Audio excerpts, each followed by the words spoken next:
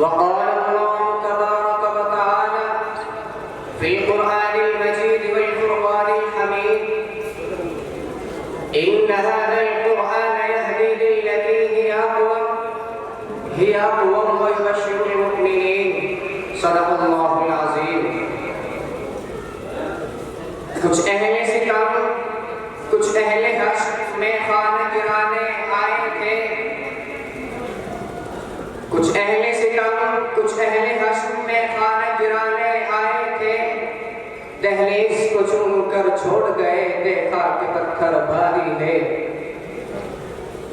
میرے محترم بزرگوں نوجوان دینی بھائیوں، میں آج کی اس محفل میں یہ بتانا چاہتا ہوں کہ اللہ تبارک و تعالیٰ نے قرآن کریم کا کتنا اونچا مرتبہ رکھا ہے. وہ قرآن کریم کو یاد کرنے والے حافظ قرآن کا کیا مرتبہ ہے. خدا تعالیٰ نے انسانیت کی رہنمائی کے لیے توریت کو اتارا، انجیل کو اتارا، زبور کو اتارا اور 127 صحیفے آسمان سے اتارے. جب خدا نے توریت کو اتارا تو اللہ نے حضرت موسیٰ علیہ السلام سے کہا، اے موسیٰ طور پہاڑ پر جاؤ، وہاں تمہیں کتاب ملے گی. تو حضرت موسیٰ علیہ السلام توریت لینے کے لیے طور پہاڑ پر گئے.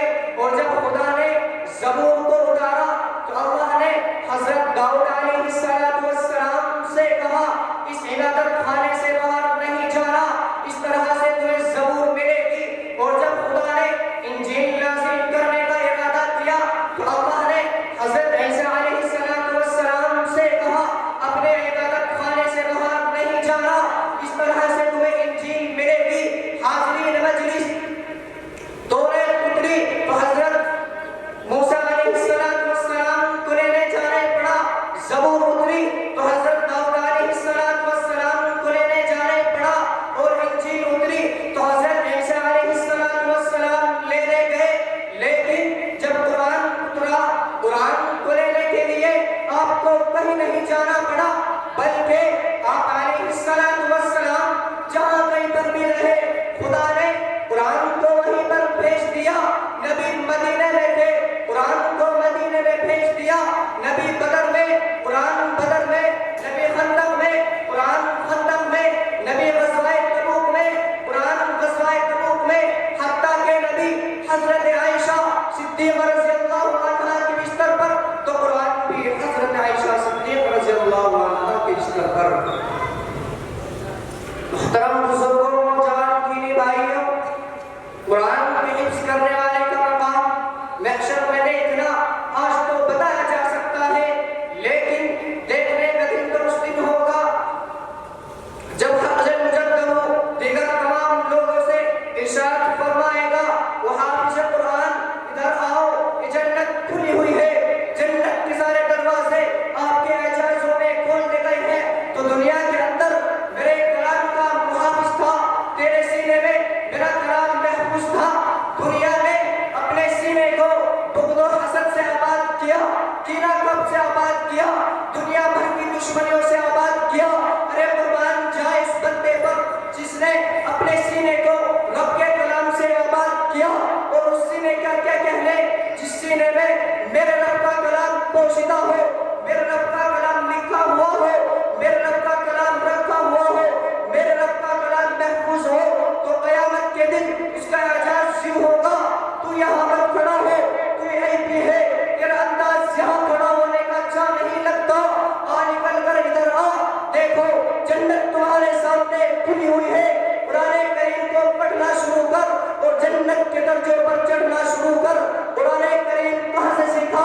مدرسے میں. قرآن کریم کس سے سیکھا؟ استاد سے. رب کائنات کی قسم، آقا رحمت یوں فرماتے ہیں، اقرا برتقی ورتی کما کنت ترتی فی الدنیا. قرآن کریم کو پڑھنا شروع کر اور جنت کے درجوں پر چڑھنا شروع کر. جنت کے بالا خانے ہیں، 6666 جنت کے درجے ہیں.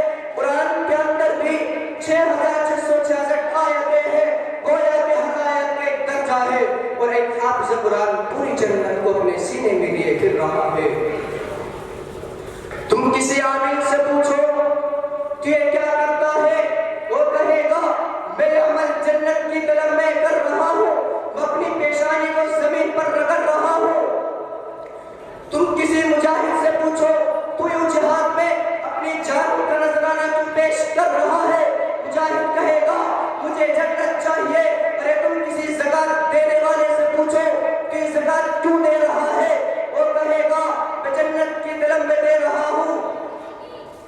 دنیا کے اندر گھوم جنت کی طلب میں، تو دنیا کے اندر گھوم جنت کی طلب میں، اور جنت میں حافظ قرآن کے اندر موجود ہے.